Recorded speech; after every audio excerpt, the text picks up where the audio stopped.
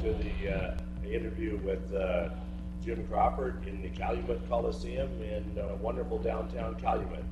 I'm here with Jim, and we're going to bring you a short clip on Jim and his accomplishments and why he's a very worthy recipient in our Lindsay and District Sports Hall of Fame.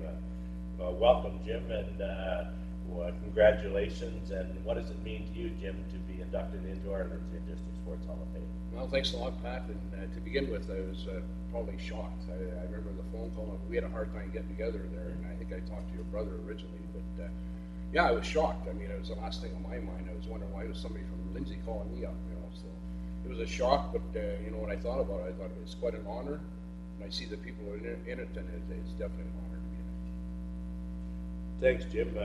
Jim is one of 4 inductees into our Hall of Fame. As I was explaining to him when earlier today, he's going in with Mike Burns, who would have been a manager on many of his teams with Coach Gupper Abercrombie at that time. Also, John Bukaboom, who's a little bit younger than Jim, and Pat Leaf is also going in as a builder as well into our Lindsay Hall of Fame this year. So, Jim, would you like to tell us a little bit about your accomplishments since you moved up to Calumet, both at the playing level and since you left Lindsay, and as a coaching level in particular up here in Calumet? Well, I look back at my career, so I have a hard time remembering my junior years in Lindsay, and I saw in that thing I was sent that I'd led the league in scoring one year. I was the only guy in Lindsay that led that league in scoring. I had no idea. I think I remember scoring a lot of points one year, but I didn't really remember leading the league in scoring. But that's one of the accomplishments I didn't know that I'm happy to have. And you look back at the good and bad. I can look at the bad when I was playing junior. We're in the semifinals of All Ontario, and we were playing against Hamilton Bees. And a freak thing happened. I didn't fight very much in hockey. And I got in a fight in that game, and I fractured my hand. And I got knocked out. They had to put a cast on and everything. And of course, I had to try and come back and play. And I come back and played. And of course, I refractured again. And we, and I was done for the rest of the year. We got beat out. And it was just one of those unfortunate things. Good things that happened in the same year in Petrolia was that we were playing Stratford in the quarterfinals. And we were down, I think it was 3-2 back in Stratford, and they had a great hockey team. They were the favorites by far, and we happened to come back and beat them through 4-3. But I remember the 6th game in Stratford, our lineup, Jim Willis, myself, and Jeff Lindsay. I think I had 4 goals and 2 assists, and Jim had 2 and 4, or Jeff had 1 and 5 or whatever. But it was a fond memory of my life as far as playing with Crawford Country Chiefs in the United States Hockey League.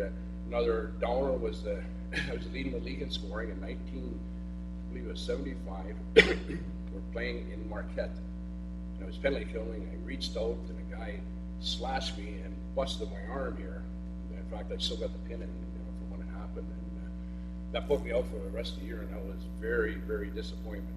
Very big disappointment. But the positive thing is I was leading the league in scoring at that time. And that was quite a league at that time. Thunder Bay had a strong team, and it was a lot of fun to play, and I really enjoyed those years. And because of that, I met my wife up here. We got married, and it was in 1984, 85. Come up, the Calumet needed a high school coach. I had no intentions of putting my name in, but there's my wife, who was the backbone of most of my life. She said, "Hey, you got to put your name in there." So I did. I ended up getting the job, and I've been there ever since, and I've enjoyed it. As you more than enjoyed it, Jim, I said your accomplishments are huge. As we looked outside today and see the banners hanging in the Coliseum, Jim, there are several banners that represent championship teams that you're certainly a big part of. Is there one in particular, Jim, or many that come to mind more than another? Well, they're all great, but everybody always remembers the first one probably more than anything, and especially this one, because in 1991, the year before we won the state championship, we played this Cranbrook team out of Bloomfield Hills, Michigan, our powerhouse, and still are in our division, and went into overtime. We were completely dominating, had all the momentum. One of our defensemen pinched in, the puck went off the boards, they got a breakaway, and they won in double overtime, and that was like heartbreaking. I remember kids crying, and it was tough. Fortunate thing was we had a lot of guys coming back the next year, and we won the state championship in '92. So that was so gratifying. Well, it's truly great accomplishments, and Jim, it gives me great pleasure as part of the Lindsay District Sports Hall of Fame to welcome you to our Hall of Fame, and as we feel kind of unfortunate we won't be able to make it back for the day, but this clip will go a long way, and we look forward to you coming back to Lindsay someday, and we'll share the proper moment. So once again, congratulations. Is there anything you'd like to say in closing, Jim? Well, I suppose I should thank some people. First of all, the committee for electing me into this Hall of Fame, and then I got to look back at the teams I played on, and I got to look back to the coaches. I could look into I had Guffer Abercrombie, 60 Cruz, and Ron Carroll in my key years in hockey, and I probably copied my coaching over, more with Guffer Abercrombie, the easygoing, great guy. That's probably where I learned a lot of stuff from. You learn from every coach, but I think I learned more from him than anybody. So I got to thank those people. Got to thank all the guys I played with. Looking back at it, Mike Clark, Jeff Stewart, Jim Willis, all good friends of mine at that time, and it was a great time. Family-wise, my mother Pat is still up there and living. My late dad Harold died in I think it was 1984, but they were all big in, of course, in my hockey. And my younger brother Keith was really big because he was sick for a lot of those years of his life, and he really supported me in hockey. And of course, my older brother John. And then as far as my personal family now, my daughter Betsy, who's at times I think she knows more about hockey than I do. She's a big time fan, and my grandson Easton. And of course, without my late wife Mary Jo, who just died of cancer 6 months ago, I wouldn't be where I am. She was definitely the strength of our family.